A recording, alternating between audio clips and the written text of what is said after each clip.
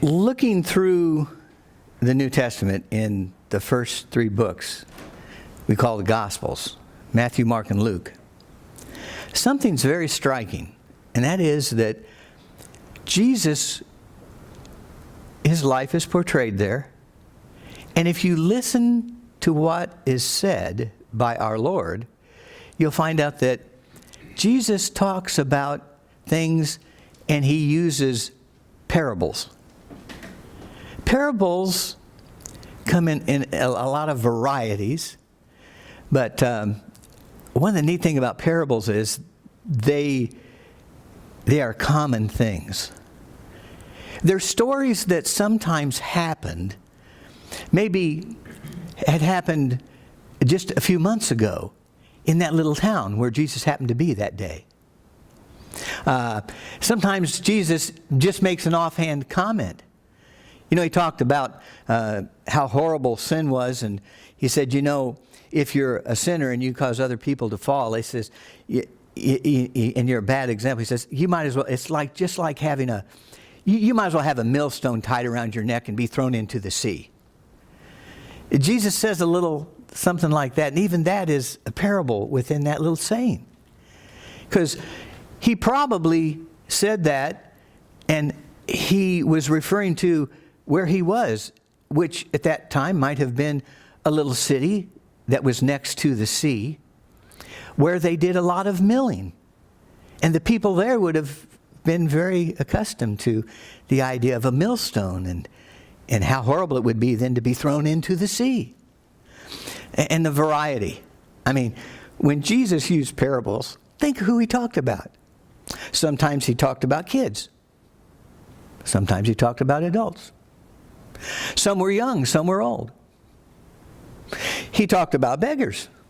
And he talked about kings. And he talked about things like, well, agriculture, seeds, crops, vineyards. He talked about everything. And it's just fascinating that when he did it, almost all of his talking had something to do with parable. It brings the spiritual things into our lives. It puts us into. We were at a concert just the other night, and the person conducting said, you know, there's a passage in this piece that we're going to play that reminds me of Star Wars. She says, I don't know, but every time I hear it, I hear this piece, and right in the middle, and that comes on, and I'm hearing Star Wars. She was the conductor. So she went on, and so then she started conducting the piece, and she was conducting, and we got to that part. And it was the part she was talking about, and she turned around and went. And when she did, your ears just, and you got into the piece. It was like, now I'm part of it. And then they played a little bit more, and the piece, and it came up again. And she turned around. She got you into it. You know, that's what Jesus did. He told a story. And then he turned to the crowd and said, you. The story's about you. Well, I thought that if Jesus did it that way, maybe there are some stories that would speak to us. So I have some stories. So we're going to do some stories. We did one Wednesday night at our little church get-together. And so I have some stories this morning. So sit back and enjoy. This one's entitled The Red Mittens. The author says that as to the story, I spent the years of my early adult life in the Great Depression. If I write about that, you can be sure I know what I'm writing about.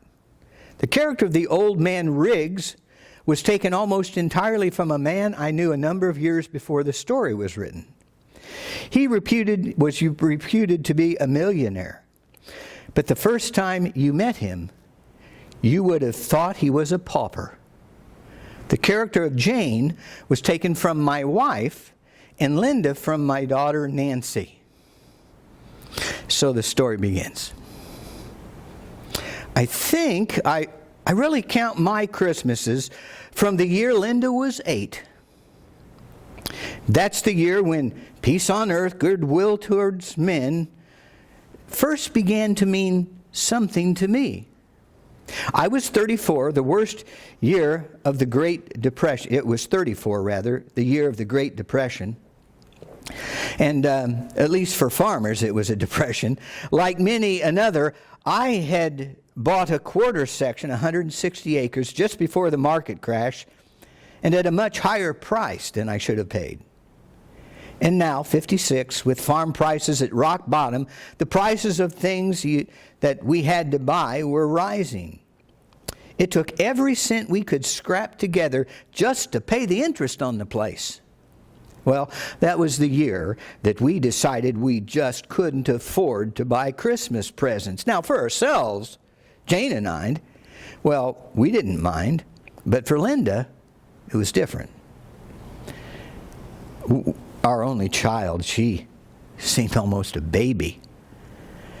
She was a serious-minded little girl with a wealth of silky brown hair and a pair of enormous eyes so warm that they would have melted the heart of the legendary Snow Queen. We felt she was just too young to understand why there was no money to buy presents. Now, there was this beautiful light blue coat, just Linda's size, in the window of Lloyd's department store in the county seat. And every time we'd go to town, she'd go and stare into that window to see if it was still there. Oh, but the price was impossible. $12.95. It might as well just have been $100. Jane went to great pains remaking a coat of her own to fit Linda, and she wore it dutifully. But it could not take the place of the one in Lloyd's window. Well, in those days, our nearest neighbor was Old Man Riggs, whose 500 acres lay between our place and the river. Old Charlie Riggs. He was the stingiest man in 3 counties, with a disposition like a sour apple and an expression on his face that hinted his chief diet was unripe persimmons. He was reputed to have money, but you would never have guessed it. He dressed like a tramp, and he drove a broken-down old Model T. He never put side curtains on it, no matter how cold the weather got. He'd sit bolt upright, his big knobby hands holding the steering wheel in a grip like death. I never saw him wear a pair of gloves, not until after that Christmas. One of the most pressing problems for a farmer in hill country is water. And if you don't have access to a spring or to a stream, you have to have really deep wells to get it. And at that time, before electricity came to the hills, you pumped it by hand. And pumping all the water for all the animals on a farm is labor indeed. I had been trying for years to negotiate right-of-way access across Old Man Riggs' place to the river. Well, here I was, spending half my time pumping water, while across this narrow point in Riggs' place, 50 yards from my pasture, was a whole river full. It wasn't as if he needed it. He had over a mile of frontage, and he wouldn't sell me an inch. Well, as Christmas approached, Jane was busy going through the attic, picking out things to make or remake and materials to decorate with. Linda was an interested spectator. And then one day, she came to me with a suggestion. "I want to give Mr. Riggs a Christmas present," she said. I was thunderstruck. But I said, "How could you give Mr. Riggs Linda, I'd have Mother make him some mittens, like the ones she makes for you. That was Linda's confident answer. Why, I blurted, the old man would be too stingy to wear them if you did. I saw at once that I had made a mistake. Linda hung her pretty little head and began making circles with her toes in a way she had. Mr. Riggs is my friend, she said. He lets me eat pears from the big tree in his yard. I wouldn't have been more surprised if she had said that she had trained one of the local wildcats to catch mice in the kitchen. But knowing her as I did, I shouldn't have been surprised. Even at that. Well, myself, I wouldn't have given the old man, that tightwad, the time of day on his own watch. But I couldn't deny Linda anything. When she looked like that, well, she was going to get it. Well, besides, I saw the hand of Jane in this, for Jane, the gentlest and sweetest of women, has an iron will that brooks no opposition in such matters. I went down on my knees beside Linda and took her in my arms.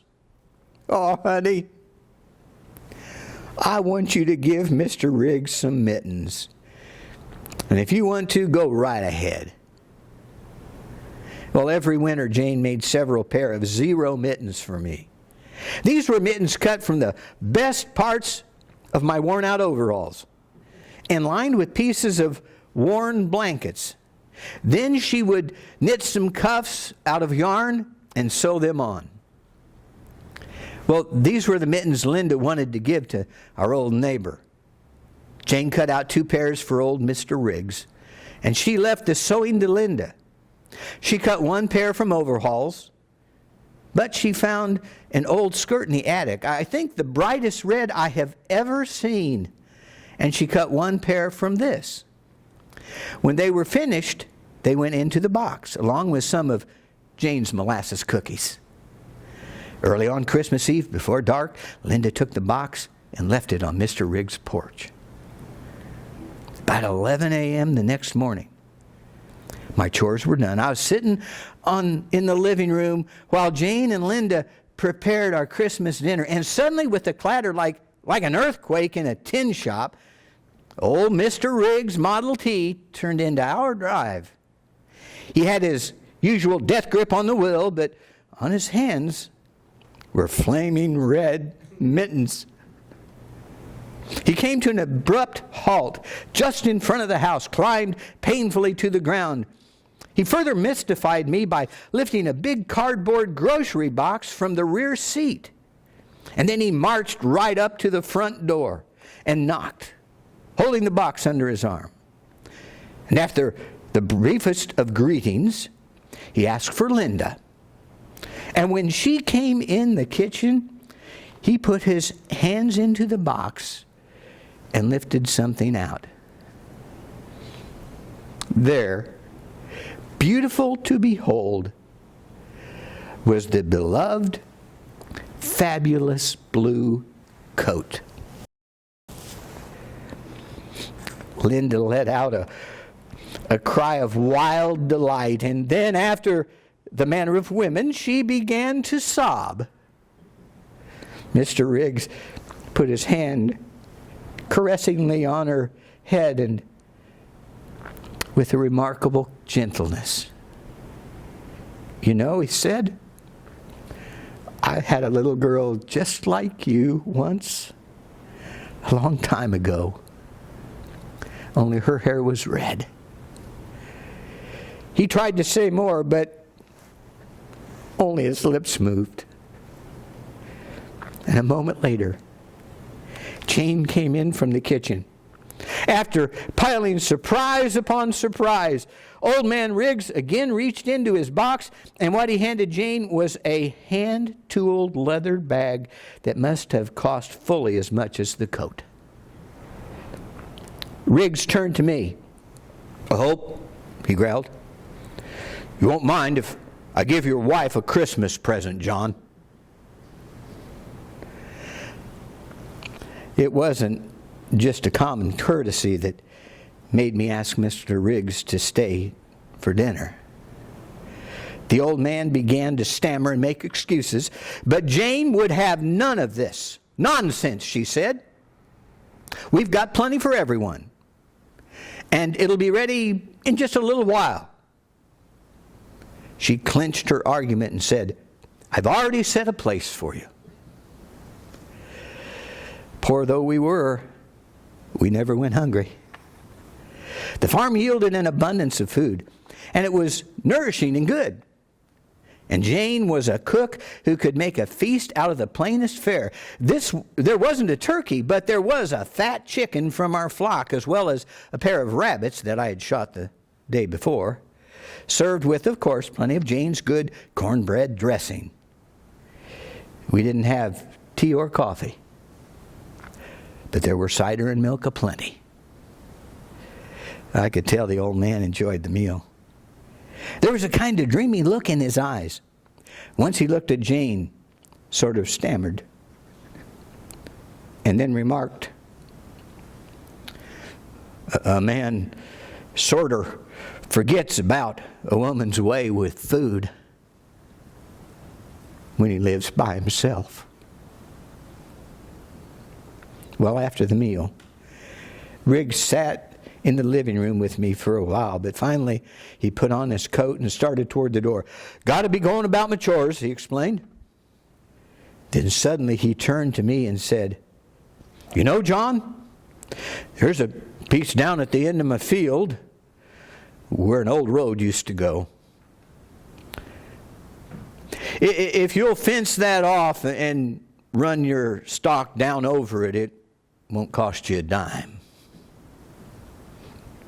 As he slipped through the door, he waved his red mittens and said, Merry Christmas, Linda, and if you will bring your basket to my house, I'll fill it up with some of them pears for your folks."